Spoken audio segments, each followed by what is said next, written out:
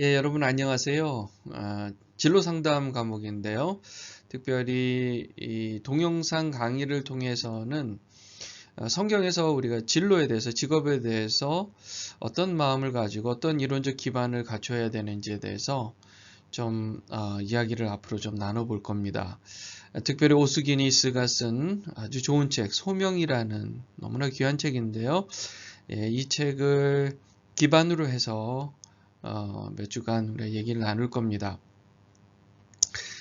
소명은 매우 중요한 부분이죠. 여러분 아시겠지만은.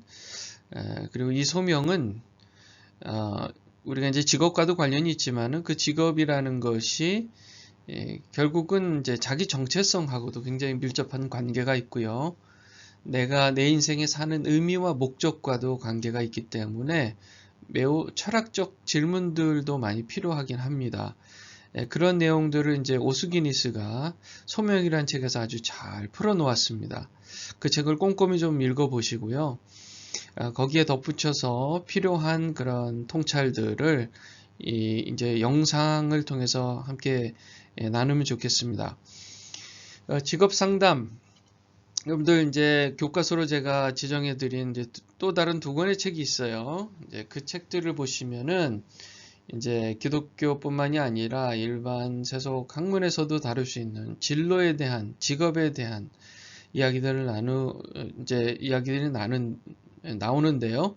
이론적인 부분들 아주 중요한 이야기들입니다. 여러분 책들을 꼼꼼히 읽으시고, 그리고 이제 진로 상담 이제 시험을 준비하시는 분들도 분명히 계시기 때문에 교과서에 이제 시험 준비를 위한 그런 문제들도 이렇게 가져와서 이제 그대로 가져와서 출제를 합니다. 근데 그 퀴즈도 여러분들 준비를 잘 하셔서 시험 문제가 이런 게 나오는구나.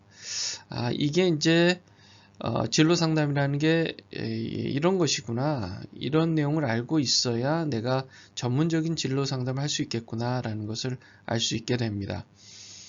자, 그런 좀 구조로 여러분들 좀 생각하시고 이번 강의 수업을 여러분들 잘 따라와 주시면 좋겠습니다. 오늘은 인생의 목적, 궁극적 목적과 자기 정체성에 대해서 함께 이야기 나눠보도록 하겠습니다. 필기도구를 준비해 주시고요. 예, 먼저 진로와 소명에 관한 관계에 관한 이야기를 좀 나눠볼게요. 이제 진로 상담을 하는데 왜 소명이라는 주제가 꼭 필요한지 그 필요성에 대해서 잠시 이야기를 하겠습니다. 사실은 이 진로라는 것은 인생의 길을 걸어간다는 사전적 의미가 있습니다. 그렇죠? 인생의 길, 진로라는 것은 인생의 길을 걸어간다. 인생의 길이란 이 맡겨진 일이 무엇인지 찾아서 발견한 일을 수행하는 과정이다. 그렇게 이야기할 수가 있죠. 예, 수고라는 말이 이제 창세기 3장 16절 17절에 나와요.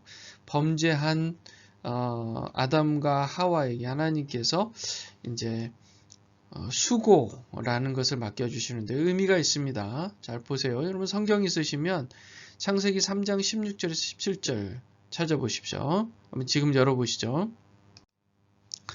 예, 이제 거기 보시면은 이제 16절, 17절 이렇게 나옵니다. 또 여자에게 이르시되 내가 네게 임신하는 고통을 크게 더하리니 네가 수고하고 자식을 낳을 것이며 너는 남편을 원하고 남편은 너를 다스릴 것이니라 하시고 아담에게 17절이요. 아담에게 이르시되 네가 네 아내의 말을 듣고 내가 네게 먹지 말라 한 나무 열매를 먹었은즉 땅은 너로 말미암아 저주를 받고 너는 네 평생에 수고하여야 그 소산을 먹으리라 이렇게 말씀하고 있습니다. 자, 16절에도 이제 수고라는 말이 나옵니다. 수고. 그리고 17절에도 수고라는 말이 이제 동시에 나와요. 수고. 레이버, 영어로 레이버예요. 레이버. 아이를 낳는 것도 레이버. 분만을 영어로 레이버라고 하죠. 예, 그리고 일을 하는 노동도 레이버라고 합니다. 하나님께서 왜 이 노동, 수고, 이 수고라는 것을 주셨을까? 이 타락한 인간에게 수고라는 것을 주셨을까 하는 부분을 우리가 유의해서 좀 볼 필요가 있어요. 뭐 하나님께서 잘못한 사람에게 너 좀 고생 좀 해봐라 하고 고생을 시키는 단순히 그런 것일까? 아니면 다른 좀 깊은 의미가 있을까? 후자에 해당한다고 볼 수 있죠. 후자에. 자, 보십시오. 우리가 만약에 이 땅을 살아가면서 해야 할 일이 없다고 한번 생각해 보죠. 해야 할 일이 없다. 그냥 아무 해야 할 일이 없어요. 그냥 가만히 있기만 하면 됩니다. 그렇죠? 편하긴 하겠죠. 그런데 아마 우울증에 걸리고 말 겁니다. 왜냐하면 삶의 의미를 느끼지 못하기 때문이죠. 술 중독자, 또 알코올 중독자, 또 마약 중독자, 이런 여러 중독에 빠진 사람들의 이야기를 가만 들어보면 공통적으로 한 가지 문제를 발견하게 됩니다. 그게 뭐냐면 삶의 의미를 잃었다. 삶의 의미를 잃었다는 것을 발견했습니다. 삶의 목적을 찾지 못해요. 왜냐하면 지금 그 중독된 대상, 중독의 대상, 술이면 술, 또 마약, 또 도박, 성 이런 거에 이제 중독이 되다 보니까 그 중독의 대상에 모든 것을 지배받아 버리는 겁니다. 내가 원래 갖고 있었던 부여받은 내 인생의 삶의 의미를 완전히 잊어버린 거예요. 완전히 잊어버리는 겁니다. 그래서 사람은 의미를 잃으면 왜 사는지 그 의미를 잃어버리면은 도무지 살 소망을 찾을 수가 없습니다. 차라리 죽는 게 낫다고 생각하게 되어 있어요. 그래서 몸은 살아있지만은 정신적으로 영적으로 죽은 사람으로 그렇게 사는 것. 이제 그게 어떻게 보면 이제 우울 현상이다 그렇게 얘기할 수가 있습니다. 하나님께서 인간에게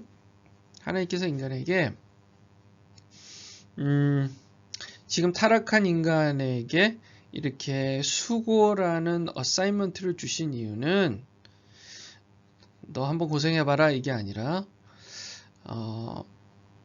이제 삶의 의미를 주었던 나를 여호와 하나님인 나를 상실했기 때문에 그것을 대체할 만한 것으로서 말하자면은 일종의 큐어는 아니지만 치료제는 아니지만은 pain relief 진통제로서 처방해 주신 게 바로 이 수고라는 것입니다. 그렇죠? 수고라는 거예요. 그래서 우리가 이 땅을 살아가면서 육신을 입고 살아가는데 하나님께서 우리에게 주시는 어떤 소명의 일을 발견하고 그 일을 할 때 우리 삶의 의미를 발견할 수 있다는 거예요. 자, 소명 21쪽에 보면 소명이라 하나님이 우리를 너무나 결정적으로 부르셨기에 그분의 소환과 은혜에 응답하여 우리의 모든 존재, 우리의 모든 행위, 우리의 모든 소유가 헌신적이고 역동적으로 그분을 섬기는데 투자된다는 진리다. 그렇게 이제 오스기니스가 얘기를 하고 있죠. 존재론적 이야기입니다. 우리가 사는 삶의 존재적 이유와 의미를 지금 얘기하는 거예요. 그래서 소명이라는 것은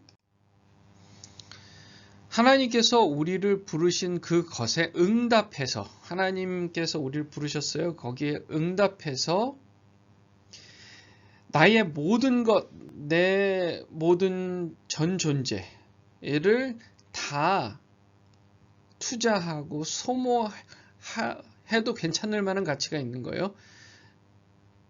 하나님께서 우리를 부르신 그 일에 우리가 그 소한 콜링에 응답해서 모든 것을 다 소진해 버려도 충분한 가치가 있을 정도의 의미가 있는 거예요. 그 부르신 일이 바로 그 부르신 그 소명이 바로 그런 정도의 가치를 갖는다는 얘기입니다.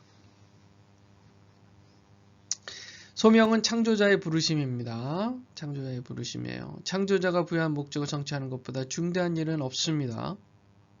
가장 중대한 일입니다. 일하지 않는 인생은 무의미한 거예요. 왜냐하면 일은 소명을 이루는 방법이기 때문에 그렇습니다. 무슨 일을 할 것인지, 왜 일할 것인지로부터 의미를 부여받아요. 따라서 개인 소명에 따라 진로를 정하는 것이 당연하죠. 그래서 소명 없이 진로를 결정한다는 것은 의미가 없을 수 있어요. 만약에 소명 없이 어떤 일시적인 필요에 의해서 일자리를 구하는 것은 일시적인 것은 가능하지만은 궁극적으로 자신 인생의 진지하게 의미를 찾아가는 데는 별로 도움이 될 수 없다. 그래서 우리가 진로를 고려할 때 반드시 하나님과의 관계에서 찾아지는 하나님의 부르심을 반드시 찾을 필요가 있다는 이야기입니다.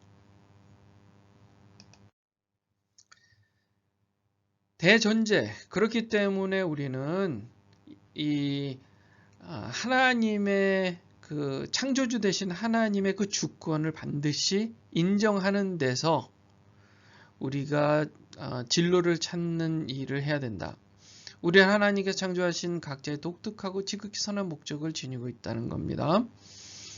자, 하나님의 주권을 전적으로 인정하지 않고서는 지금 소명을 얘기하는 것, 그 다음에 직업, 진로를 이야기하는 것은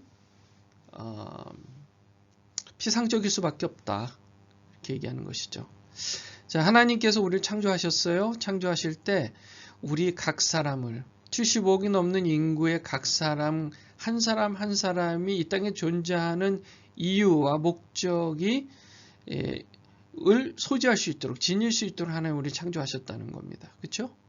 왜냐하면 하나님이시니까요. 만약에 우리 인간이 어떤 존재를 75억이 넘는 개체로 창조했다면 한 사람이 75억 개가 넘는 어떤 개체들을 창조했다면 뭐 로봇 아니면 나를 닮은 어떤 인격체를 만들었다면 자, 우리가 그 각각이 갖고 있는 독특하고 선한 목적을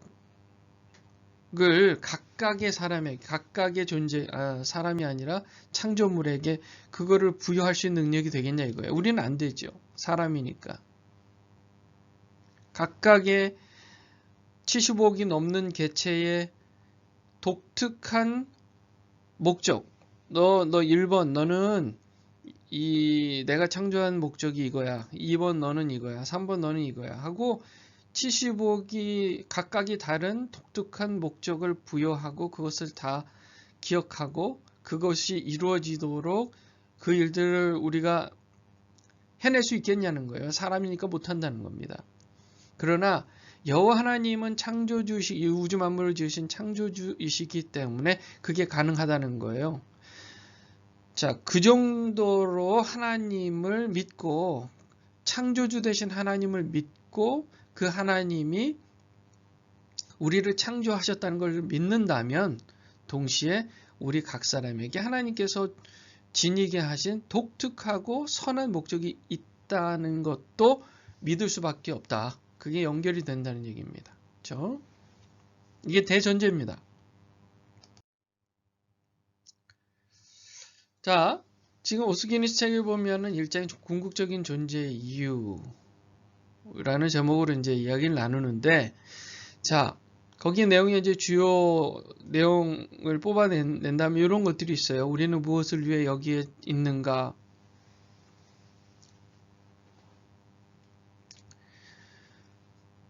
이게 이제 첫 번째 질문이라는 겁니다. 우리가 이제 어떤 소명을 찾는 데 있어서 첫 번째 질문이 우리는 무엇을 위해 여기에 있는가? 아주 진지하게 깊이 있게 이 질문을 해야 된다는 거예요. 이제 19쪽에 보면은 기니서 이런 얘기해요. 내가 그것을 위해 살기도 하고 죽을 수도 있는 이념을 찾는 것. 이라는 거예요. 이 질문은요. 이 질문은 내가 그것을 결국 찾으면 그것을 위해서 살기도 하고 죽을 수도 있는 그것을 찾는 질문이 되어야 된다는 겁니다. 우리는 무엇을 위해서 여기에 있는가? 그리고 그것을 찾는다면 정말 내가 그것을 가지고 살기도 하고 죽을 수도 있는 그런 이념이겠느냐 하는 겁니다. 그 정도로 중대한 궁극적인 존재 이유에 대해서 정말 진지하게 한번 생각해 볼 필요가 있다는 거예요. 소명을 찾기 위해서. 그 다음에 우리 창조주의 부르심에 응답하는 것이 삶의 궁극적인 존재 이유이며 인간의 존재 목적의 가장 고상한 근원이다 라고 얘기했습니다. 창조주 나를 부르신 하나님의 부르심에 응답하는 것이 삶의 궁극적인 존재 이유다는 겁니다. 그렇죠? 네. 따로 제가 설명 안 해도 되겠죠. 궁극적인 존재 이유를 발견하는 것이 곧 진로를 결정하는 일이다. 그렇게 연결이 되는 겁니다. 궁극적인 존재 이유를 먼저 반드시 찾는 게 중요합니다. 하나님과의 관계에서요. 두 번째 챕터에서 진정한 추구자는 어디에? 라는 이제 주제가 나오는데, 추구자는 이제 구도자라고 해야 조금 더 이제 한국말에 좀 우리가 좀 익숙할 것 같아요. 자, 무엇을 찾고 싶은가? 어떻게 찾고 싶은가? 찾았을 때 이것이었어 라고 어떻게 확신하겠는가?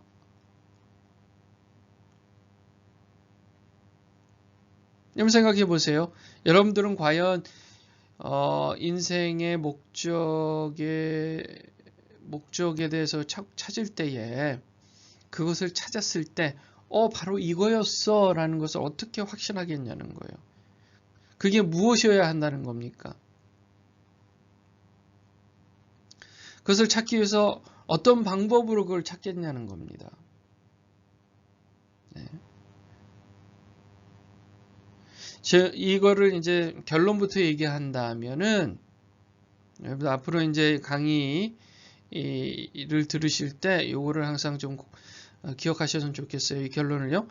우리가 무엇을 찾아야 과연 이것이었어 라고 확신하겠느냐 했을 때, 그것은 하나님과 사랑의 관계, 내가 하나님을 사랑하는 것, 내 마음과 목숨과 뜻을 다해서 하나님을 사랑하고 그 사랑 때문에 내 이웃을 내 몸과 같이 사랑하는 것. 마태복음 22장에 나오죠.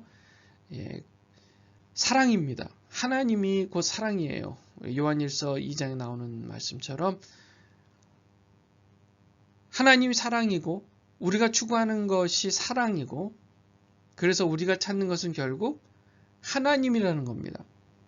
하나님이 주시는 것을 찾는 게 아니고, 하나님이 준비해 놓으셨다가 짜잔 보여주시는 어떤 사회적인 성공을 추구하는 것도 아니고,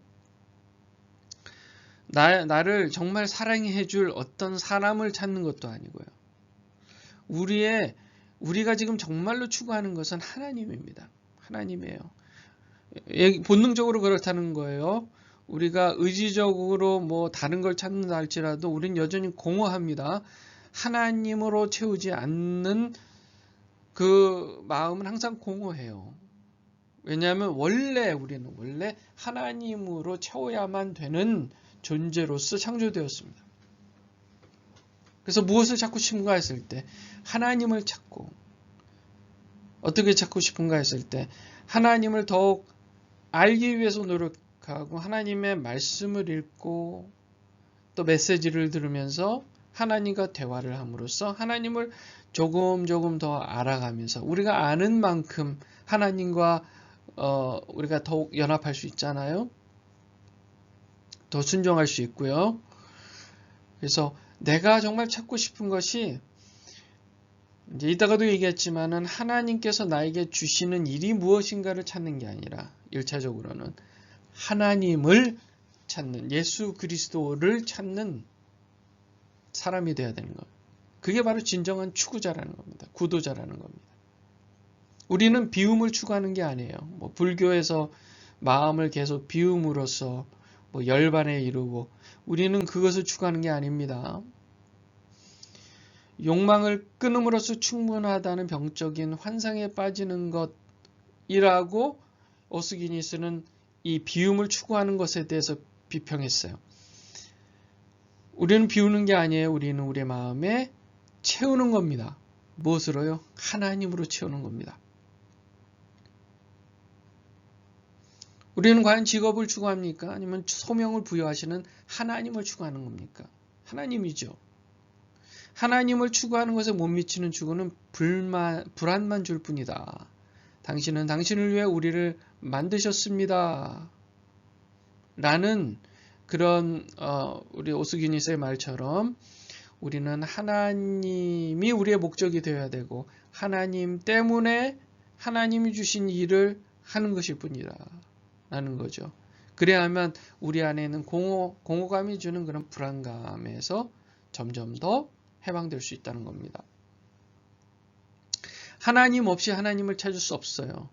그래서 우리는 하나님이 필요한 것이고 하나님을 추구함으로써 하나님을 찾고 그렇게 함으로써 우리가 우리 자신을 발견하게 된다는 거예요. 모든 것이 하나님의 은혜입니다. 하나님께 우리가 마태복음 6장 33절 말씀처럼 먼저 하나님의 나라와 의를 구함으로써 추구함으로써 이 모든 것을 하나님께서 더해 주시는 은혜를 덧입는 거죠. 그래서 오스기니스가 말했던 것처럼 하나님 없이 하나님을 찾을 수 없다는 것을 우리가 고백하고 인정하고 하나님을 먼저 찾음으로써 결과적으로 나 자신의 정체성을 발견할 수 있게 된다는 거죠. 당신이 추구하는 하나님의 과연 성경에 모사된 하나님과도 우리가 체크를 해볼 필요가 있습니다. 그렇죠? 나는 하나님을 찾아요 해놓고서 번지수가 잘못 가면 안 되잖아요. 제가 예전에 저희 집에 찾아온 그 이단 종파의 어떤 사람들이 있었습니다. 그래서 제가 이 사람들한테 이렇게 얘기했어요. 제가 그때 한참 신학을 공부하기 시작했던 때였기 때문에 이제 배운 것을 얘기를 해봤습니다. 배우고 느낀 점. 그래서 내 것으로 만든 것을 얘기했는데 뭐라 그랬냐면 여러분들 잘 생각해 보세요. 여러분들이 믿는 신이 과연 이 세상을 만든 그리고 여러분들을 창조한 신인지 한번 생각해 봐야 됩니다. 혹시 여러분들을 만든 창조주 창조신을 지금 섬기지 않는다면 문제가 있는 겁니다. 마치 내가 어느 웹사이트를 들어가려고 웹 애드레스, 그러니까 웹 주소를 치는데 한 획이라도 점이라도 잘못 찍거나 스펠링 하나라도 틀리면 그 웹 주소를 잘못 찍으면 완전히 다른 웹사이트로 들어가듯이 여러분들이 정말 추구하고 찾으려고 하는 올바른 진정한 신을 찾기를 원한다면 정말 창조주를 찾아야 합니다. 여러분들의 인생을 창조주를 찾아야 됩니다. TV가 망가지면 TV를 만든 그 공장, 그 회사를 찾아가서 문제를 해결하는 게 제일 베스트 웨이잖아요. 마찬가지로 우리 사람에게 문제가 생기면 우리를 만든 창조신을 찾아야 합니다. 그 신이 바로 여호와 하나님입니다. 그리고 그 여호와 하나님은 성경에 나와 있기 때문에 여러분들은 성경의 말씀을 믿고 성경이 이야기하는 것을 따라 살아야 합니다. 그리고 그 성경 말씀에는 이런 말씀이 있어요. 예수님께서 내가 곧 길이요 진리요 생명이니 나로 말미암지 않고는 아버지께로 올 자가 없느니라 이런 말씀했어요. 하나님께서 만드신 하나님만의 구원의 방법, 하나님을 찾을 수 있는 방법을 우리는 따라야 합니다. 그 길이 바로 예수 그리스도 십자가입니다. 이렇게 얘기를 했습니다. 제가 말해놓고도 생각해보니까 이게 내가 말한 게 아니라 내 안에 성령께서 하나님께서 말씀하게 하신 거구나, 말하게 하신 거구나 라는 걸 느낄 정도로 그들에게 잘 얘기했습니다. 물론 그들이 저의 이 이야기를 뭐 5분 듣고 10분 듣고 이제 한꺼번에 마음을 바꿔서 예수 믿겠습니다. 그렇지는 않았죠. 바라기는 그 후에 어떤 여러 번의 하나님의 개입의 사건들을 통해서 그들이 하나님을 예수 그리스도를 믿게 되었다면 다행이겠고요.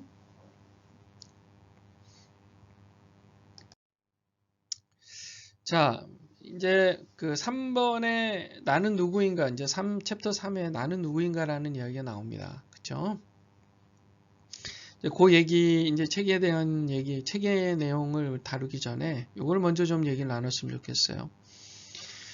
자, 나는 누구인가 했을 때 지금의 나의 생각, 신념, 내가 추구하는 방향, 그것을 결정하게 되는 수없이 많은 영향력들이 있다는 거예요. 당신은 누구입니까? 했을 때 나는 어떤 사람입니다 라고 설명하잖아요. 근데 그 설명이라는 것 중에 가장 중요한 내용이 나는 이것을 추구하는 사람입니다 라는 얘기잖아요. 그렇죠? 나는 이것을 추구하는 사람입니다. 근데 내가 무언가를 추구하게 되기까지는 그동안에 수없이 많은 영향들을 받은 거예요. 나를 만든 그 영향들이 무엇이냐를 이 표로 한번 생각해 볼 수가 있어요. 이 표로 한번 보세요. 자, 우리 마음 중간에 이제 코어, 영적인 부분이 있어요. 영적인 부분인데, 이제 이 사람의 영이라는 것은 사람의 가장 최소 단위, 우리 어떤 학자는 이걸 의식이라고도 하는데요. 의식. 네, 한번 생각해 보세요. 우리가 깨어서 의식이 없다면 이 세상의 그 모든 것, 그 어떤 것도 우리에게 의미가 없는 거잖아요. 그렇죠? 깨어서 의식이 있기 때문에 그것이 좋다, 안 좋다라고 인식하는 거잖아요.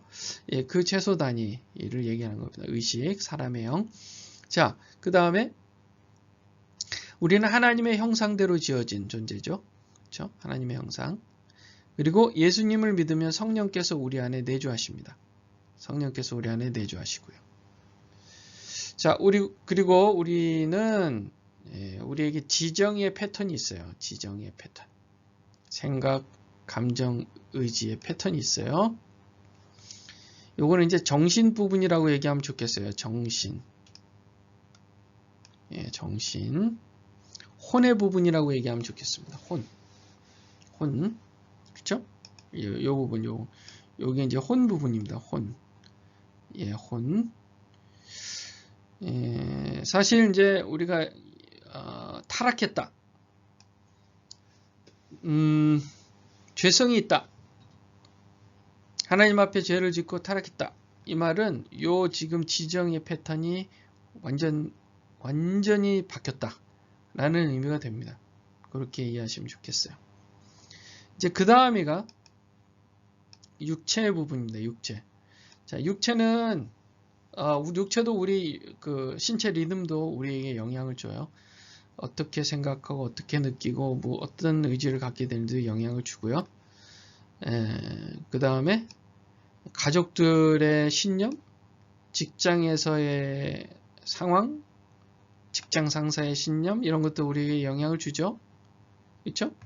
가족이 우리 생각에 영향을 주고 직장도 우리 생각에 영향을 주고 온라인, 오프라인 사회들도 우리 생각에 영향을 주고 또 행정부, 국가기관 또 우리에게 영향을 주잖아요. 그리고 그 밖에 이제 영적인 존재들도 우리에게 영향을 주고 그렇죠. 이렇게 영향을 줍니다. 자, 근데 여기서 중요한 게 한 가지 있어요. 뭐냐면은 예수 믿는 사람은 그 안에 성령께서 내주하시잖아요. 이 성령이 밖으로부터 들어오는 그 어떤 영향력보다 강한 힘을 갖고 있습니다. 그래서 이것을 inside out inside out이라고 얘기합니다. inside out. 그래서 내 생각과 감정과 의지 패턴에 가장 큰 영향을 주는 분이 바로 성령님이다. 그렇게 얘기하는 겁니다. 성령님이다. 성령님이 안에서 밖으로 영향을 주기 때문에 지금 우리가 밖에서부터 받는 그런 영향들을 최소화할 수 있다 말이죠. 그렇죠? 최소화할 수 있다. 미미한 것이다. 내 안에 성령의 능력이 너무 큰 거예요. 그래서 예수 믿는 사람들은 그 능력을 갖고 있어요. 성령의 능력.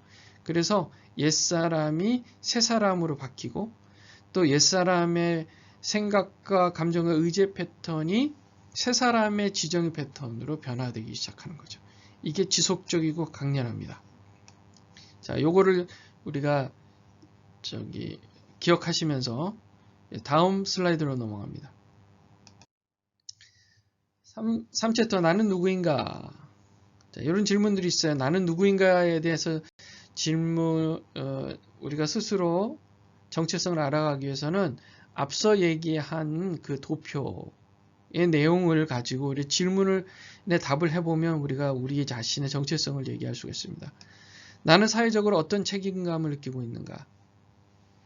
어떻게 생각해 보면은 이제 어느 순간에 생각해 보면 내가 이런 사회적 역할을 하면 좋겠다.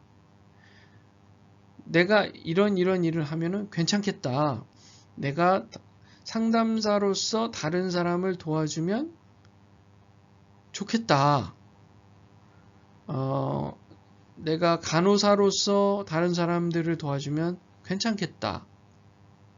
내가 때로는 힘들고 어렵지만 내가 음식을 만드는 요리사로서 좀 더 나은 음식을 만들므로 다른 사람에게 좋은 음식을 주는 책임감을 느낀다. 이런 역할 부분, 그런 책임감의 부분들에 대한 이야기입니다. 그래서 나는 사회적으로 어떤 책임감을 느끼고 있는가에 대해서 사람마다 각기 다 다른 생각을 할 수가 있죠. 그리고 나는 거듭난 하나님의 자녀의 신분을 가졌는가? 믿는 사람은 예스라고 하겠고, 나는 내주하시는 성령의 영향력 하에 있는가? 두 번째 질문에 예스라면 이 세 번째 질문을 답할 수가 있겠죠. 성령의 영향력 하에 있는가? 그렇다. 그럼 어느 정도 성령의 영향력을 받고 있다고 생각하는가? 과연 내 안에 내주하시는 성령의 영향이 기타 다른 것들의 영향력보다 정말 훨씬 강하게 지금 나에게 변화를 주는데 영향을 끼치고 있는가? 그렇게 물어볼 수가 있고요. 나의 어린 시절 경험들이 지금 내가 추구하는 일에 긍정적 기능을 하고 있는가? 네, 긍정적 기능을 하고 있는가?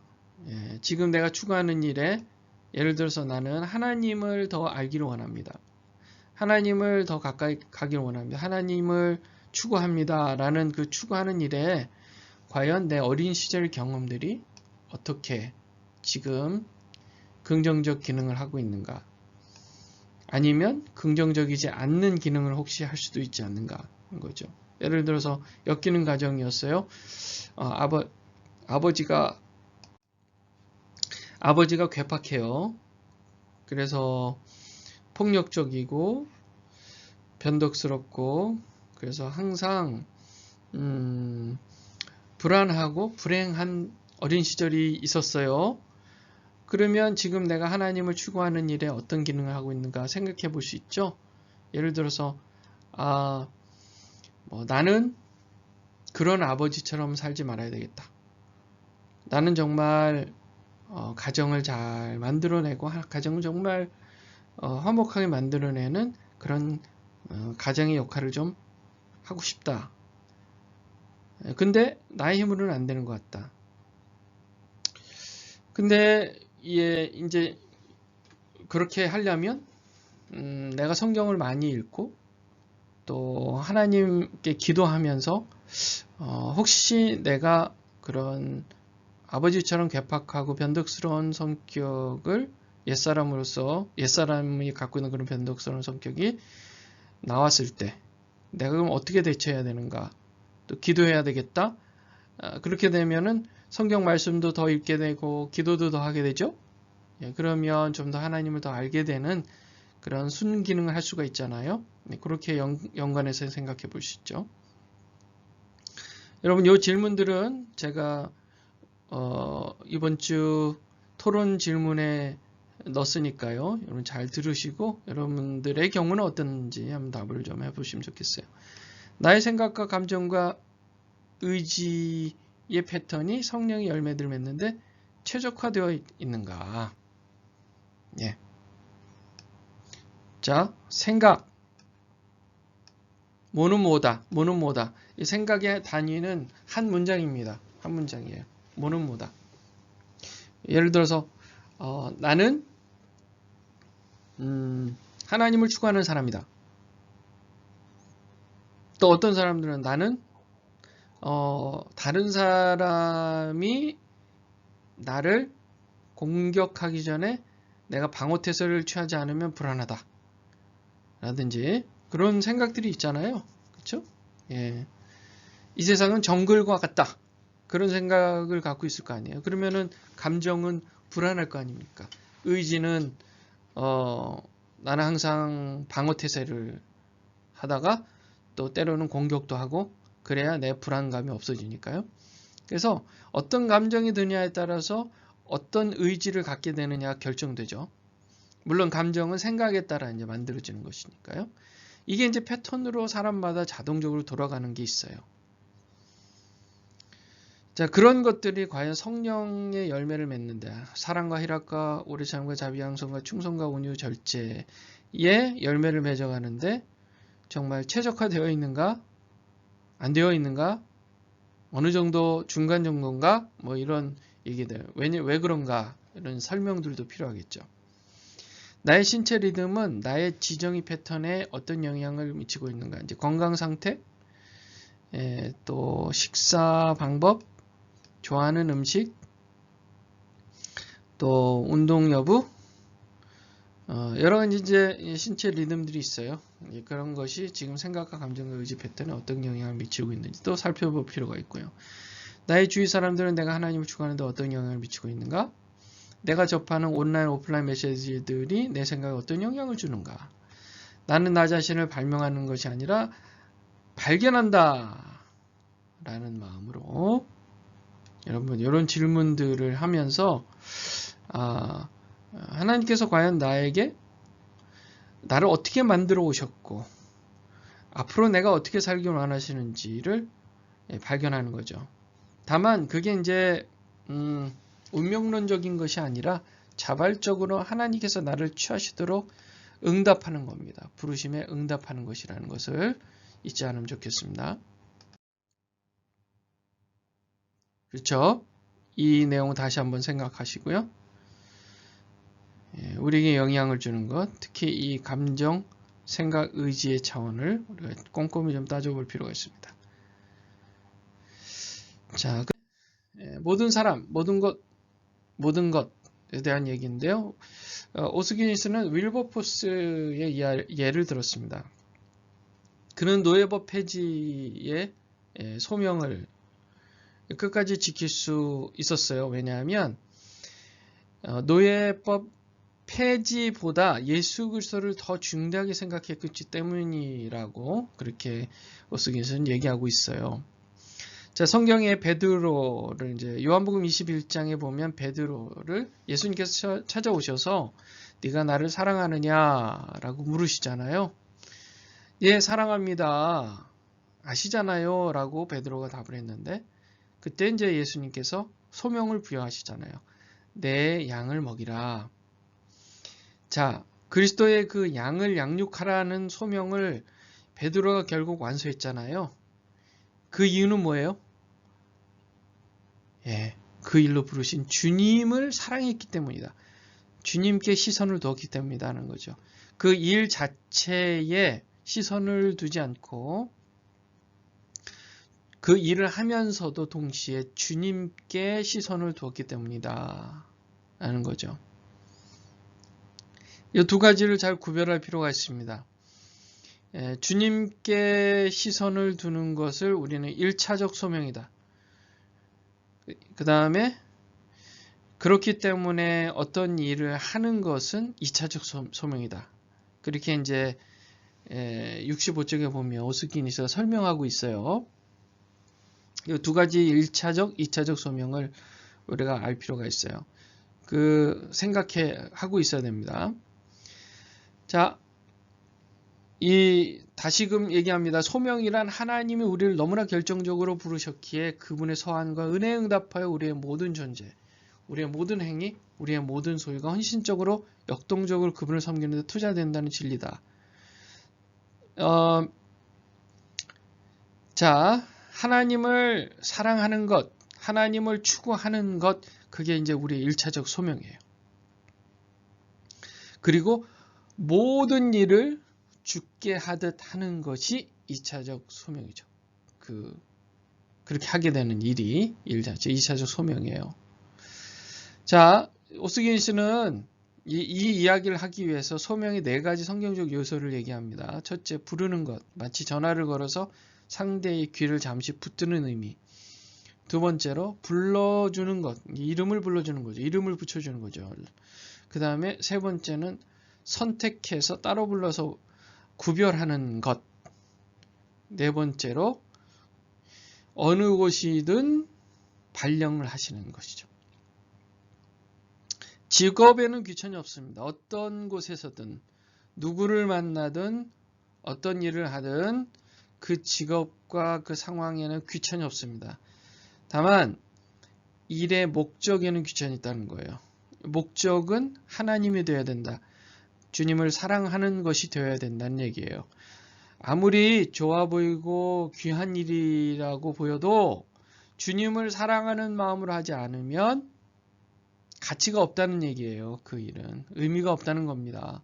주님을 사랑하는 마음으로 일을 하는 것은 그 일이 무엇이든 간에 귀한 일이 될 수 있다는 얘기죠. 그렇죠? 도록망 질문 드립니다. 1번, 당신이 발견한 당신 인생의 1차적, 2차적 소명이 무엇인지 적어보시고요. 생각나신 대로 적어보세요. 그 다음에 좀 아까 제가 설명한 이 질문들에 대해서 최대한 구체적으로 답을 좀 해보시면 좋겠습니다. 나는 사회적으로 어떤 책임을 느끼고 있는가? 나는 거듭난 하나님의 자녀의 신분을 가졌는가? 나는 내주하시는 성령의 영향력 하에 있는가? 나의 어린 시절 경험들이 지금 내가 추구하는 일에 긍정적 기능을 하고 있는가? 나의 생각과 감정과 의지 패턴이 성령의 열매들을 맺는 데 최적화되어 있는가? 나의 신체 리듬은 나의 지정의 패턴에 어떤 영향을 미치고 있는가? 나의 주위 사람들은 내가 하나님을 추구하는데 어떤 영향을 미치고 있는가? 내가 접하는 온라인, 오프라인 메시지들이 내 생각에 어떤 영향을 주고 있는가? 그거에 대해서, 이 질문들에 대해서 답을 해주시면 되겠습니다. 오늘 여기까지 하겠습니다. 수고하셨습니다.